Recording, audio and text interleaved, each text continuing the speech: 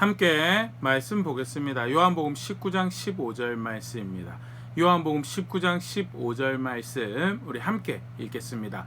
그들이 소리 지르되 없이 하소서 없이 하소서 그를 십자가에 못 박게 하소서. 빌라도가 이르되 내가 너희 왕을 십자가에 못 박으랴. 대제사장들이 대답하되 가이사 외에는 우리에게 왕이 없나이다 하니. 아멘. 예수님께서 빌라도 법정에 서셨을 때 예수님을 대적하던 무리들이 외쳤던 소리를 간략하게 기록하고 보여주고 있는 그런 말씀인데요. 사실 이들은 하나님을 왕이라고, 그리고 그가 보내실 구원자 메시아를 기다리고 있다라고 아주 대표적인 사람들이죠. 그런데 정작 오신 하나님의 아들을 대적하고 그를 제거하기 위해서 뭐라고 공적으로 지금 외치고 있는가? 가이사 외에는 우리에게 왕이 없나이다 라고 외치고 있는 그런 모습을 보여주는데요. 실로 사람의 악함이, 사람의 죄가 하나님을 얼마나 심각하게 대적하는가를 잘 보여주는 그런 말씀이 아닌가 그렇게 생각되어지는데요. 오늘 예수님의 십자가에 죽으심과 관련해서 이러한 모습 다시 한번 생각해 보도록 하겠습니다. 성경에서는요, 예수님께서 십자가에 죽으신 이유는 그가 사람의 죄를 사하시기 위해서, 대속하시기 위해서, 죄인들의 죄를 대신하시기 위해서 죽으셨다라고 가르치고 있습니다. 그러나 동시에 또 다른 한쪽 측면에서는요, 그는 사람들의 죄에 의해서, 그를 대적하는 죄에 의해서 살해당 죽으셨다라고 가르치면서 사람의 죄가 얼마나 하나님 앞에서 심각한 문제인가를 또한 동시에 잘 보여주고 있는데요. 그런 측면에서 오늘 말씀 함께 생각해 보도록 하겠습니다. 어제 우리 함께 살펴봤던 6월절 만찬 이후에 예수님께서 제자들을 데리시고 십자가 사역을 앞두시고 기도를 하러 가시는데요. 겟세마네 동산에서 기도를 하셨던 것으로 이제 알려져 있죠. 성경에서는 그것과 관련해서 유명한 고백을 이렇게 가르쳐주고 있는데요. 마태복음 26장 39절 조금 나아가서 얼굴을 땅에 대시고 엎드려 기도하여 이르시되 내 아버지여 만일 할만하시거든 이 잔을 내게서 지나가게 하옵소서.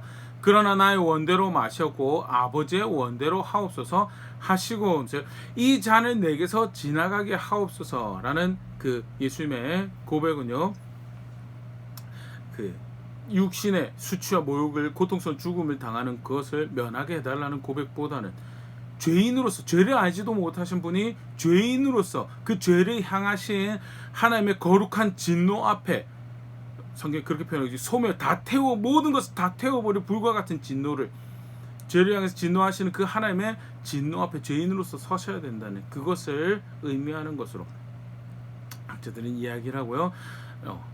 그 사실 굉장히 어려운 일이죠. 하나님의 아들이 당하는 그 고통, 굉장히 심각한 고통. 그래서 표현이 그렇습니다. 이 잔을 내게서 지나가게 하옵소서. 그러나 결론은 그죠. 나의 원대로 마시옵고 아버지의 원대로 하옵소서라고 고백하시면서 얼마나 그가 순전하게 이 구원의 사역에 참여하시고 그것을 감당하시는가를 다시 한번 더 분명히 확인하시는데요. 그러고 나서 동일한 장소에서 가룟 유다가 예수님을 배신하여서 사내들인 공의 군인에게 넘겨주게 되는 사건이 발생을 합니다. 마가복음 14장 44절 예수를 파는 자가 이미 그들과 군호를 짜 이르되 내가 입맞추는 자가 그이니 그를 잡아 단단히 끌어가라 하였는지라. 이제 사실 아이러니한 장면이 연출이 되는데요. 입맞춰서 인사를 한다라는 것은 특별한 애정을, 특별한 존경을 표현하는 그런 인사 방법인데, 가룟 유다가 선생님에게 와서 그 입맞춤으로 뭐 하느냐? 배신하고 그를 팔아 넘기죠. 누구보다도 사실은 특별한 12명의 하나로서 3년 반 동안 예수님을 가장 가까이서 따르며 그의 표적을, 행하신 표적을 보고 그의 가르침을 받았으며 그 앞에서 훈련받았던 사람이 가룟 유다인데 왜 이런 결정을 하게 되었는가에 대해서 성경은 직접적으로 그걸 이야기하고 있지 않잖아요. 간접적으로 우리가 그걸 추론할 수 있도록 힌트를 줍니다. 그가 은 30에 예수님을 팔아넘기고 예수님 팔아넘긴 대가로 받았던 것이 돈이었고, 더불어서 평상시 그가 돈에 관심이 많아서 돈을 관리하는 자리에 있었으며 그 가운데 탐심을 가진 자라고 사도요한에 의해서 소개가 되어지고 있는 그런 정황들을 볼 때 대표적인 그가 예수님을 팔아넘겼던 이유로 이야기를 하는 것이 그의 탐욕 때문이었다. 돈을 향한 사랑 때문에 표적을 보았음에도 불구하고 말씀을 배웠음에도 그 앞에 3년 반 동안 훈련을 받았음에도 불구하고 예수님을 팔아버려. 다르게 표현하면 누구보다도 예수님을 하나님의 아들로 알았지만 하나님께로부터 오신 선생님인 걸 알았지만 돈에 대한 사랑으로 탐심으로 예수님을 팔아 넘기더라. 예수님을 죽게 만든 대표적인 죄악이죠. 사랑하는 신은 제자의 배신으로 인해서, 탐욕을 위한 배신으로 인해서 예수님이 십자가에 넘겨지게 되더라는 첫 번째 모습으로 봤다면, 두 번째는 그렇게 사내들은 공회에 넘겨가서 이제 공회원들이 모여서 예수님을 정죄하려고 합니다.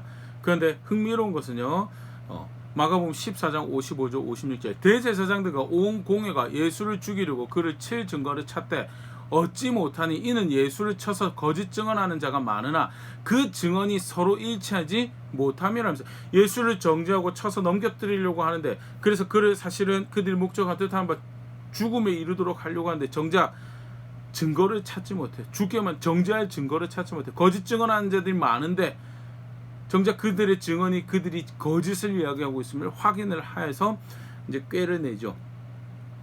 그것이 누가복음 22장 70절 71절인데요. 다 이르되 그러면 네가 하나님의 아들이냐 대답하시되 너희들이 내가 그라고 말하고 있느니라. 그들이 이르되 어찌 더 증거를 요구하려 우리가 친히 그 입에서 들었노라 하더라 하면서, 그가 하나님의 아들이심을 스스로 가르치셨고 그것을 공개적인 석상에서 다시금 이야기하도록 만들어서 그를 정죄하는데 이제 성공을 하게 되는데요. 굉장히 이것도 배신의 입맞춤과 더불어서 아이러니한, 그러면서 참 악한 사람의 모습을 반증하고 있는 장면인데, 하나님의 아들이 무엇으로 정죄당했는가? 하나님의 아들이라는 이유로 정죄당했다는. 그게 왜 정죄당할 이유가 되는가? 그걸 빌미 삼아서 예수님을 넘겨뜨려 정죄하려고 했던 사람들이 있기 때문에 그게 문제가 되었다라는 거예요. 정작 하나님의 아들은 구원을 베푸기 위해서 이 땅에 오셨는데 그게 죄목이 되어서 정죄를 받게 되었다라는 것이 공회 앞에서 벌어요. 그러면 왜 사내들인 공회원들은 그런 말도 안 되는 짓을 저질렀는가라고 할 때 대표적인 모습으로 소개되어 주는 것이 마태복음 27장 18절 이는 그가 그들의 시기로 예수를 넘겨준 줄 알미더라. 그들이 시기하였기 때문에 넘겨주었다. 그들이 시기하였기 때문에 그런 억지스러운 제목을 붙여서 정죄하여서 그를 죽도록 넘겨주어 십자가에 넘겨주었다라는 것이 성경에서 소개하고 있는데, 그러면 시기가 뭔가? 시기는 쉽게 말해서 소유와 관련해서, 명예와 관련하여서, 어떤 영향력, 권리와 관련하여서 자기 것이 아닌 건 아닌데 자기 것 삼으려고 욕심 부리는 자세를, 그걸 시기라고 그렇게 이야기를 하죠. 하나님의 아들이 오셨습니다. 그러면 모든 권리를 모든 명예를, 모든 칭송을 누가 가지셔야 되죠? 하나님의 아들이 가지셔야 되죠. 그런데 원하지 않아요. 로마에서 허용된 권위가 있었고요. 그것으로 가지게 된 영향력들이 있었고요. 그것으로 가지게 되는 부가 있었고 명예가 있었고, 그래서 그걸 내어놓고 싶잖아요. 그래서 정작 하나님의 아들이 오셨는데 하나님의 아들이라는 제목으로 그를 정죄해서 죽도록 넘겨주더라는 유다의 탐욕과 더불어서 예수님을 십자가에 넘겨준 대표적인 사람의 죄가 뭐였냐? 주인 되셔야 되는 하나님의 아들을 주인이 내가 계속 주인하겠다는 시기로 죽게 만들었다. 그게 또 다른 예수님 죽게 만든 대표적인 죄의 모습이죠. 세 번째, 또 우리가 성경에서 보일 수 있는 예수님을 죽게 만든 대표적인 죄의 모습이 빌라도의 불의함이죠. 누구보다도 사실 예수님의 무죄함을, 예수님이 죽을 만한 이유가 없음을 잘 알고 있었던 사람이 성경에 소개되는 빌라도였어요. 요한복음 18장 38절 빌라도가 이르되 진리가 무엇이냐 하더라. 이 말을 하고 다시 유대인들에게 나가서 이르되 나는 그에게서 아무 죄도 찾지 못하였노라. 신문하시고 빌라도가 예수님 신문하고 난 다음에 하는 이야기가 나는 그의 죄를 찾지 못했다. 요한복음 19장 4절 빌라도가 다시 밖에 나가서 말하되 보라 이 사람을 데리고 너에게 나오니 이는 내가 그에게서 아무 죄도 찾지 못한 것을 너희로 알게 하려 함이로라 하더라. 두 번째 신문하고 난 다음에도 나는 죄를 찾지 못했다라. 그러면서 한 번 더 이야기합니다. 요한복음 19장 6절 대제사장들과 아랫 사람들이 예수를 보고 소리질러 이르되 십자가에 못 박아서 사는지라. 빌라도가 이르되 너희가 친히 데려다가 십자가에 못 박으라. 나는 그에게서 죄를 찾지 못하였노라.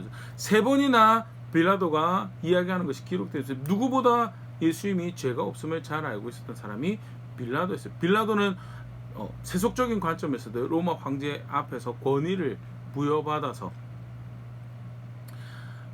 바른 통치를 바른 법의 집행을 해야 되는 책임이 있는 사람인데 그가 예수님 죄가 없는 거 알았으면 어떻게 하면 돼요? 적어도 자기 직임에 양심 있게 책임감 있게 활동했으면 그냥 풀어주면 돼요. 죄가 없는 사람이고 그가 죄가 있다라고 하는 사람들 오히려 문제 있는 사람들로 사실 정죄를 해야 되는 것이 그의 역할이었죠. 그러나 그렇게 하지 않아요. 먼저는요, 자기가 예수님을 정죄해야 되는, 그걸 정죄를 요구하는 사람들의 앞에 자기 책임을 회피하기 위해서 그가 갈릴리 출신이라는 거 핑계 삼아서 헤롯에게 넘깁니다. 누가복음 23장 7절, 헤롯의 관할에 속한 줄 알고도 헤롯에게 보내니 그때 헤롯이 예루살렘에 있더라. 헤롯도 굉장히 간사하게 머리가 잘 돌아가는 사람이죠. 그가 예수님을 정죄하는 그 일을 자기가 하고 싶지 않아요. 그러나 예수님 대적하기 원했고, 그래서 풀어주지 않고 빌라도에게 다시 넘겨줍니다. 그 상황에서 빌라도와 헤롯의 무책임함 더불어서 그들의 간사함이 적나라하게 들어가면서 빌라도의 무책임함이 사실은 굉장히 부각이 되는 그런 모습이죠. 다시 왔으면 아까도 얘기 드렸던 것처럼 책임감 있게 자기 직무에 총독으로서 자기 직임에 최선을 다하면 되는데 요구하는 목소리에 또 그 사람들의 인정과 그 사람들의 원함을 들어주고 싶은 또 다른 죄된 욕구가 있죠. 그래서 적당히 타협하려고 해요. 그 결과가 뭐냐? 누가복음 23장 16절 그러므로 때려서 내 놓겠노라 하면서 때려서 풀어주려고 그들의 대충 요구하는 것도 들어주고 무죄한 것에 대해서 죽지 않도록 만드는 자신은 어느 정도 책임도 다했다는 사실 때리는 것도 자체도 사실은 죄를 못 찾았는데 때리면 안 되죠. 근데 그것도 또한 사실 잘못된 모습이랑 일종의 타협을 시도하려고 했던 이 빌라도의 모습을 잘 보일 수 있는 그런 대목이고 또 뭘 끄집어 오느냐 요한복음 18장 39절 6월절이면 내가 너에게 한 사람을 놓아주는 전례가 있으니 그러면 너희는 내가 유대인의 왕을 너에게 놓아주기를 원하느냐 하면서 특사를 했던 것을 이제 명절 특사를 끄집어내서 이제 타협하려고 어느 정도 타협하려고 하는 시도를 합니다. 내가 정죄는 할 텐데 내가 죽일 수는 없다라고 무죄인데 그냥 풀어주면 되는데 무책임함과 그의 온갖 불의함의 대표적인 모습이죠. 그래도 계속 죽이라고 요구를 하는 소리 앞에 결국 죽도록 내버려두면서 뭐라고 이야기해요? 마태복음 27장 24절 빌라도가 아무 성과도 없이 도리어 밀란이 나려는 것을 보고 물을 가져다가 무리 앞에서 손을 씻으며 이르되 이 사람의 피에 대하여 나는 무죄하니 너희가 당하라 하면서 나 책임 없다라고 너희가 당해라라고 하면서 죽도록 내어주는 그런 죽이도록 내어주는 그런 일을 하는 것이 굉장히 사실 무책임한 모습이고 그가 얼마나 사실 불의한 선택을 하였는가를 잘 보여주는 각양의 모습인데 결국 그렇게 해서 예수님이 어떻게 해요? 십자가에 넘겨지죠. 유다의 탐욕이 하나님을 대적하여 하나님 아들을 대적하여서 죽게 만들었고요. 사내들인 공의 시기가 그대의 또 다른 모습의 이 탐욕이 하나님을 대적 하나님 아들을 대적하였고요. 마지막으로 빌라도의 또 다른 모습의 탐욕이죠. 무책임함과 불의함과 타협이 하나님 아들을 죽게 만들었다라고 성경 그렇게 소개하면서 죄를 대신하기 위해서 죽으신 것도 분명히 맞죠. 그러나 동시에 예수님은 사람의 죄에 의해서 살해당하신 거다. 복합적인 굉장히 모습이고요. 실제로 이 예수님 십자가의 죽으심은요, 그 가운데 무엇을 잘 드러내고 있는가? 사람의 죄가 우리의 죄가 얼마나 하나님을 심각하게 대적하고 있는가?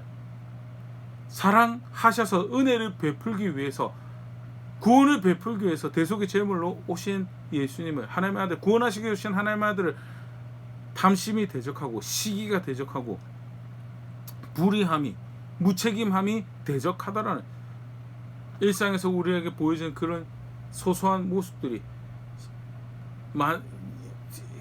인류의 역사는요, 그 사실 반복된 탐욕과 반복된 시기와 반복된 불의함의 역사라고 해도 과언이 아닐 만큼 사실은 소소하게 우리 인간 세상에서 보여지는 더 적나라하게 이야기하면 우리의 삶의 한 모습입니다라고 이야기되어진 그런 모습들 실제로는 그것이 얼마나 하나님 아들을 대적하는 모습이고 하나님 아들을 죽게 만드는 모습이고 하나님을 대적하는 모습이었는가 사실 잘 보일 수 있는 그 사건이 십자가의 예수님 십자가 사건.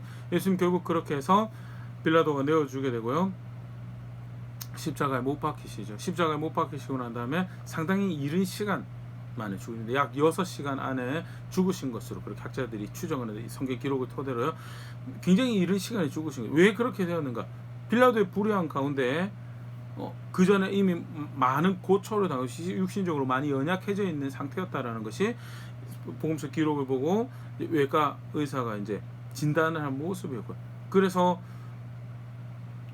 6시간 만에 그렇게 완전하게 죽음을 당하신 그런 모습이 성경이 정황이고, 무엇이 그렇게 하였는가? 우리의 죄가 그렇게 하였다는 것.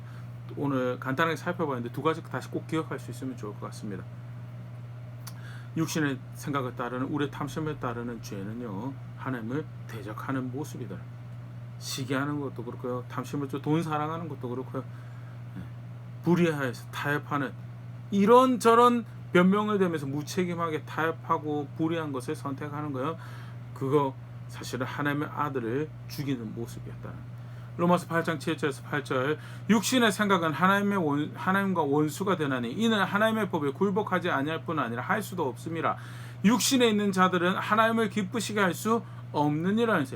육신의 생각을 열심히 쫓았던 사내들인 공회 대제사장, 하나님을 섬긴다, 누구보다도 민족의 부흥을, 하나님 백성의 부흥을 바란다고, 메시아를 사모한다고 기다리고 하나님의 은혜를 사모한다고 기다린다고 하는데, 하나님의 법에 육신의 생각 쫓아가는 거 어떻게 해요? 하나님 법에 굴복하지 않고요, 하나님 기쁘시게 할 수 없도다. 그들만 문제가 아니고 사실은 육신의 생각을 쫓아가는 우리 모든 삶, 우리 모든 걸음이, 우리 모든 삶의 단편이 그럴 수 있다는 사실, 다시 오늘 말씀 앞에서 정직하게 다시 돌아볼 수 있으면 좋고, 특별히 2022년 고난주간에 관련하여서 예수님의 십자가 사역을 다시 이렇게 기념하고 기억하는 이 시기 가운데, 그를 죽게 만드는 일이 뭐였는가? 누가 무엇이 그를 십자가에 못 박았는가? 유다의 탐심이었고, 사람의 탐심이었고, 사람의 시기였고, 사람의 불의함이 그 원인이었다. 그렇기 때문에 그를 구원자라고 한다. 그의 은혜가, 그의 사랑이 나를 건져내셨다라고 한다면요, 처절하게 싸워가는 모습이 뭐여야 되는가? 그토록 하나님의 대적을, 하나님 기쁘시게 할 수 없는 육신의 생각을 쫓아가는 그 죄된 모습들, 죄된 선택들에 대해서 싸워나고 거절하고 벗어버리는 그런 자리에 있어야 되는, 그게 기독교 신앙이다. 더불어서 그 가운데 그런 탐욕, 그런 시기, 그런 불의함, 예수님 모르시지 않죠. 그럼에도 불구하고 그 안에 묵묵하게 하나님 구원의 사역을, 이 잔을 원하시거든 옮겨달라고, 그런데 내 뜻대로 마시고 아버지 뜻대로 해달라고 하시면서 십자가에 오르신, 묵묵하게 그 길을 걸으셨던 예수님의 모습, 예수님께서 우리를 어떻게 위하셨는지, 우리를 어떻게 사랑하셨는지, 그 어떤 온갖 탐욕과 시기와 불의함이 가득한 가운데서도 걸어가야 될 길을 걸어가는 것이, 다른 사람이 시기를 부리고 탐욕을 부리고 다른 사람들이 불의를 행하는 것 상관없이 하나님 무엇을 기뻐하시는지 살아가셨던, 그렇게 하나님 뜻을 이루셨던 것이 우리의 구원이고, 그가 십자가를 지신 모습이었고, 하나님을 안다라고 할 때, 또 그의 길을 따른다고 할 때 우리가 걸어내야 될 신앙의 모습도 사실 그와 마찬가지입니다. 이사야 53장 6절 7절, 사실 예수님 오시기에 500년도 전에 쓰여졌던 이사야 선지자를 통해 주어졌던 말씀인데, 마치 그 십자가에 달리시던, 그 묵묵히 그 길을 걸으셨던 예수의 모습을 보고 기록한 것처럼 이야기를 하고 있는데요. 우리는 다의 양 같아서 그를 행하여 각기 제 길로 갔거늘 여호와께서 우리 모두의 죄악을 그에게 담당시키셨도다. 7절, 그가 곤욕을 당하여 괴로울 때에도 그의 입을 열지 아니하였으니 마치 도수장으로 끌려가는 어린 양과 털 깎는 자 앞에서 잠잠한 양같이 그 입을 열지 아니하였도다. 사내들인 공회 앞에서도 그리고 빌라도의 법정 앞에서도 그렇고,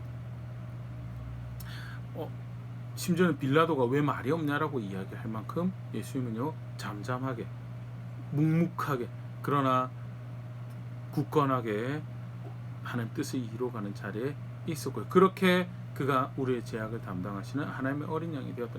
요한복음 1장 29절, 이튿날 요한이 예수께서 자기에게 나오심을 보고 이르되, 보라, 세상 죄를 지고 가는 하나님의 어린 양이로다. 일찍이 침례 요한을 통해서 이야기되어졌던 모습이 다시 한 번 더 그날 그 모습 가운데 분명히 확인되어지고, 그가 그렇게 우리를 구원하시고 그가 그렇게 우리의 구원의 사역을 이루셨다는 것, 다시 기억하면서, 상기하면서, 감격해야 될 사실 감격할 수 있으면 좋을 것 같고요. 내가 주의 길에 따르고 그를 선생이라 주라 고백하면 따라갈 길이 무엇인가, 살아내야 될 모습이 무엇인가 다시 한번 생각해 볼 수 있으면 좋을 것 같고요. 주를 향한 분명한 마음들 되새기는 가운데 무엇이 버려야 될 모습이고 무엇이 내가 살아내야 될 걸음인가 분명히 하며 실제로 가르치신 데 보여주신 대로 그렇게 살아내는 자리에 있는 제가 될 수 있으면 좋을 것 같고요. 그렇게 함께 자라가는 우리 교회 될 수 있으면 좋을 것 같습니다.